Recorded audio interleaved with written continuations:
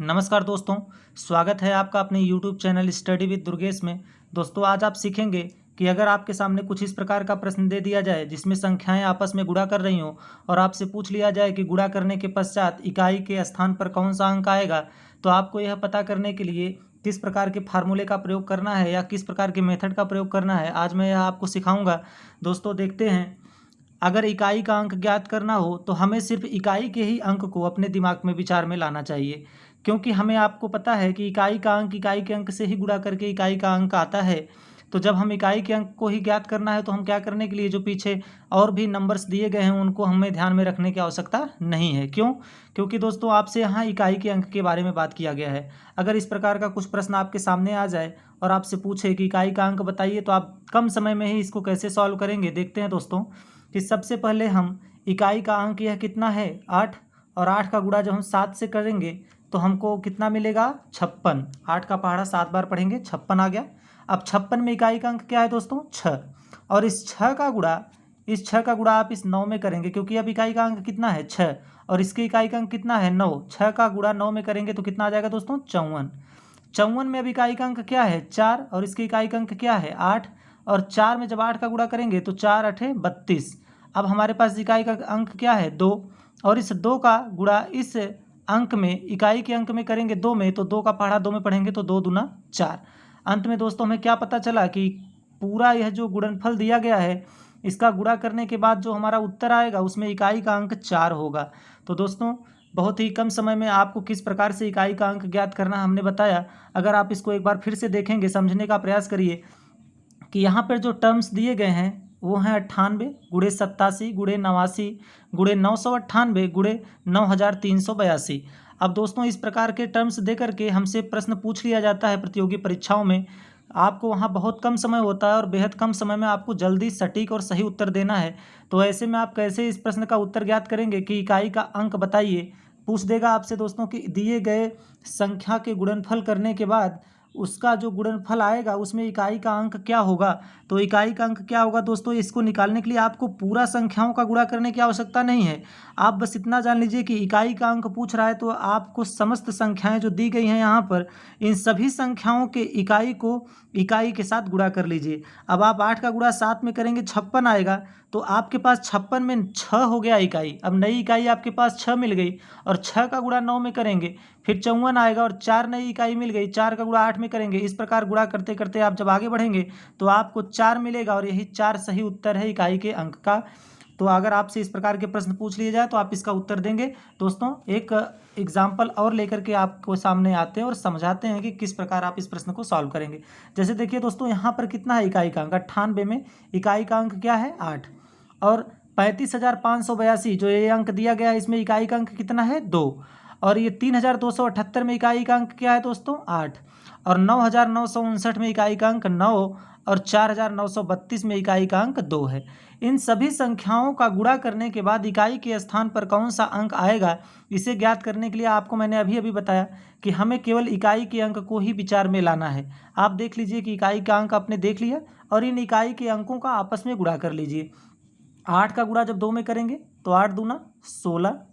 अब 16 आया दोस्तों तो 6 नई इकाई हो गई। अब इस इकाई के अंक का गुणा 8 में करेंगे तो 6 8 48। 48 में इकाई का अंक 8 आया। अब 8 का गुणा हम 9 में करेंगे तो 8 9 72, और इकाई का अंक कितना आया दोस्तों 2। अब इस 2 का गुणा हम 2 में करेंगे तो 2 दूना 4। अंत में दोस्तों हमको क्या मिल गया इकाई के स्थान पर 4। तो इस प्रकार आप ज्ञात कर सकते हैं दोस्तों कि किसी भी गुणनफल में इकाई का अंक क्या होगा। तो इसे निकालने के लिए आपको एक सिंपल सा ट्रिक मैंने बता दिया कि आप केवल इकाई के अंक को विचार में लाइए, इकाई के अंक का आपस में गुणा करिए, आपको मिल जाएगा कि इकाई के स्थान पर कौन सा अंक आएगा। आगे बढ़ते हैं दोस्तों, और इसी से रिलेटेड एक टॉपिक देखते हैं और एक क्वेश्चन देखते हैं जिससे आपको मदद होगी। लेकिन उससे जानने से पहले हम कुछ सावधानियाँ जो इसमें रखनी है उसको आपको बता देना चाहेंगे कि अगर गुणनफल में किसी एक संख्या का यदि गुणनफल में किसी एक संख्या का इकाई का अंक शून्य हो तो पूरे गुणनफल में इकाई का अंक शून्य होगा। दोस्तों देखिए, जैसे कि इकाई का अंक आपको ज्ञात करना है और आप इकाई के अंकों का आपस में गुणा करके देख करके बता रहे थे कि इकाई का अंक क्या आएगा। लेकिन यदि श्रृंखला में इस तरह के कुछ गुणा दिए गए हैं, जैसे आपका गुणा हो रहा है 98 में इन सभी संख्याओं का, तो गुणा करते समय यदि आपको कोई एक संख्या शून्य मिल जाए, चाहे इसके इकाई का स्थान शून्य मिल जाए या यहाँ मिल जाए, जैसे यहाँ पर दिया गया है शून्य, देख लीजिए इन संख्या का इकाई का अंक क्या है 310 का शून्य। तो दोस्तों शून्य आ गया इकाई के स्थान पर, तो अब इधर की संख्याओं में इकाई का अंक कुछ भी हो, लेकिन इस पूरे गुणनफल में इकाई का अंक शून्य ही आएगा। आप करके देख लीजिए, जैसे 4 का गुणा 8 में करेंगे तो 4 8 32, यहाँ पर आया इकाई का अंक 2, और 2 का गुणा जैसे ही 0 में करेंगे तो 0। आपको पता है कि शून्य किसी भी अंक के साथ गुणा करने के बाद शून्य हो जाता है। तो दोस्तों जब शून्य का गुणा यहाँ इकाई के स्थान पर है शून्य और इसका गुणा समस्त अंकों में जब होगा तो वह इकाई का स्थान हमेशा क्या होगा, शून्य होगा। तो आपको नोट करने की एक बात है कि यदि गुणनफल में किसी एक संख्या का इकाई का अंक शून्य हो तो पूरे गुणनफल में इकाई का अंक शून्य होगा। दोस्तों उम्मीद करता हूँ कि इससे आप समझ गए होंगे। आगे बढ़ते हैं दोस्तों और जानते हैं नोट 2, यानी अगर दूसरी सावधानी क्या है, यदि गुणनफल में किसी एक संख्या के इकाई का अंक सम हो अर्थात सम संख्या हो तथा कोई एक संख्या 5 हो तो पूरे गुणनफल में इकाई का अंक शून्य होगा। दोस्तों इसे आपको समझाते हैं हम एक बार। जैसे 5 है और इकाई में सम है, आप मतलब समझ रहे हैं कि अगर कोई भी एक संख्या, जितने भी आपको टर्म्स दिए गए हैं जैसे 598 गुणे 444 गुणे 995, ये 3 टर्म्स हैं, इनका आपस में गुणा करना है और आपसे पूछ लिया गया कि इकाई का अंक क्या होगा। तो आपके पास 2 ऑप्शन है, या तो आप 8 का गुणा 4 में करिए, जो आए उसका गुणा 5 में करिए, समय लगेगा, उत्तर आपके सामने होगा, जैसे पिछले मैंने अभी टॉपिक में आपको समझाया। लेकिन दोस्तों एक और भी आसान सा ट्रिक है, जैसे कुछ सावधानियां ऐसी हैं कि जिनको आप देखते ही जान जाएंगे कि इसका आंसर क्या होगा। तो सावधानियां क्या है, नोट करने की बात क्या है, बात यह है दोस्तों कि यदि गुणनफल में किसी एक संख्या, जैसे गुणनफल ये है 598 गुणे 444 गुणे 995, इसमें कोई एक संख्या के इकाई का अंक सम हो, जैसे देखिए इसके इकाई का अंक क्या है 8, जो सम संख्या है, चाहे यही देख लीजिए इसके इकाई का अंक क्या है 4, सम संख्या है। तो कह रहा है कि अगर कोई भी इस पद में किसी भी इकाई के अंक का सम संख्या आ जाता है तो इसका गुणा 5 से करने पर, अगर दूसरी संख्या में 5 आ जाए इकाई के स्थान पर, तो यह कन्फर्म है कि इनका गुणा करने के बाद इकाई का अंक हमेशा शून्य ही होगा। यही हमें आपको समझना है। तो दोस्तों उम्मीद करते हैं आप इसे समझ गए होंगे कि अगर आपके सामने इस प्रकार के कुछ टर्म्स दिए गए हैं और इनका आपस में गुणा करना है और आपको बताना है कि इकाई का अंक क्या होगा, तो आपको बिना समय गंवाए इस चीज़ को तुरंत अपने दिमाग में बैठा लेना है कि एक संख्या सम है और सम संख्या का गुणा जब भी 5 से होगा तो हमेशा इकाई के स्थान पर शून्य ही आएगा। इस प्रकार आप बिना गुणा किए केवल देख कर ही बता सकते हैं कि इकाई के स्थान पर क्या आएगा।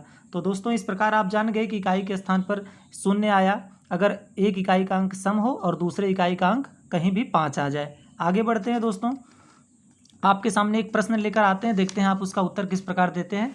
प्रश्न है दोस्तों कि यदि सभी अभाज्य संख्याओं का आपस में गुणा किया जाए तो गुणनफल में दहाई का अंक क्या होगा। अभाज्य संख्याएं क्या होती हैं, सम संख्याएं क्या होती हैं, विषम संख्याएं क्या होती हैं, यह सभी मैं आपको पिछले वीडियो में पढ़ा चुका हूं।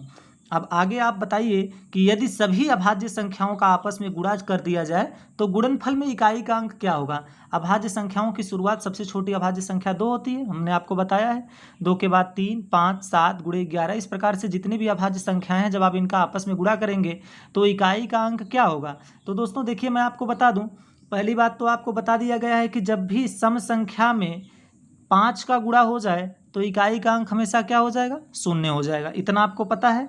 इसके पहले भी मैंने आपको ये समझाया ऊपर के प्रश्नों में कि जब सम संख्या का गुणा 5 से हो जाएगा तो इकाई का अंक शून्य हो जाएगा। इसके इकाई का अंक 2 है, इसके इकाई का अंक 5 है और सम संख्या का 5 से गुणा हो गया, उत्तर शून्य आना तय है। तो बिना समय गंवाए आप इस प्रश्न का उत्तर दे सकते थे कि यदि सभी अभाज्य संख्याओं को आपस में गुणा कर देंगे तो इकाई का अंक हमारा शून्य आएगा। आगे बढ़ते हैं दोस्तों, इसी प्रकार के प्रश्न आपके प्रतियोगी परीक्षाओं में पूछे जाते हैं जहाँ पर वो देखिए, पहली बात तो आप यह समझ लीजिए कि प्रतियोगी परीक्षाओं में जो पूछे गए प्रश्न होते हैं उसमें एग्जामिनर आपको यह तय कर लेता है कि आपका कम से कम समय में आंसर आप दे सकें। लेकिन कम से कम समय में आप आंसर कब देंगे? जब आपको उसका ट्रिक पता होगा, जब आपको मेथड पता होगा, जब आप सारी चीज़ें अच्छी प्रकार से समझे होंगे, भली भांति जानते होंगे, तभी आप उसका उत्तर जल्द से जल्द दे पाएंगे। आगे बढ़ते हैं और एक नोट्स आपको लिखवाते हैं कि क्या है कि यदि गुणनफल में सभी विषम संख्या, देखिए ध्यान दीजिए कि यदि गुणनफल में सभी संख्या विषम संख्या हो, यानी जो टर्म्स आपके सामने दिए गए हों उनमें जो संख्याएं हैं सब विषम संख्या हों और एक विषम संख्या के इकाई का अंक 5 हो, तो पूरे गुणनफल में इकाई का अंक 5 होगा। यह तय है। समझ लीजिए फिर से एक बार। जैसे देखिए आपके सामने टर्म्स है 523 गुणे 991 गुणे 887 गुणे 995। आप ध्यान देंगे तो ये जितने भी टर्म्स आपके सामने लिखे गए हैं, जितने भी नंबर्स लिखे गए हैं, ये नंबर कैसे नंबर हैं? तो ये नंबर प्राइम नंबर्स हैं, अभाज्य संख्या हैं। ऐसा नहीं है, अभाज्य संख्या नहीं है, यह विषम संख्या है दोस्तों। सॉरी, मैंने अभाज्य संख्या कह दिया। अभाज्य संख्याएं वह संख्याएं होती हैं जो जिनके केवल 2 फैक्टर होते हैं, या तो 1 या तो स्वयं वह संख्या। तो इसमें ऐसी कोई बात नहीं है, ये डिविजिबल है।